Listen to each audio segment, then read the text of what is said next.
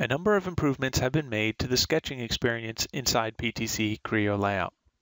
Snapping to existing geometry is now more robust. When using any geometry creation tool, you do not need to add existing geometry as a reference in order to be able to snap to it.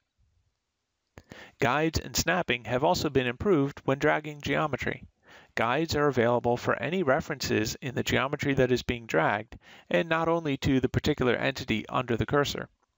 You can also add references to stationary geometry while you're in the process of dragging.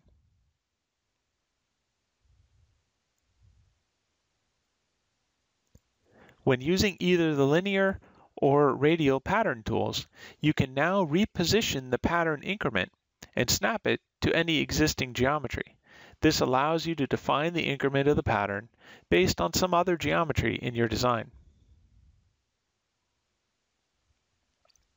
You can also now create temporary dimensions to help with precise placement of geometry. When using any geometry creation tool, just hover your cursor over the entity that you want to dimension to and press the R key on the keyboard. You can create two temporary dimensions to fully locate the geometry. Use the Tab key to switch between the two dimensions when entering values. The temporary dimensions disappear when the geometry is placed.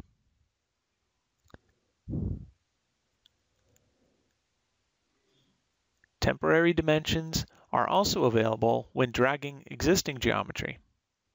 You can hover the cursor over a selected entity and press the R key on the keyboard to add the first dimension reference, and then hover the cursor over an unselected entity and press the R key on the keyboard again to add the second dimension reference.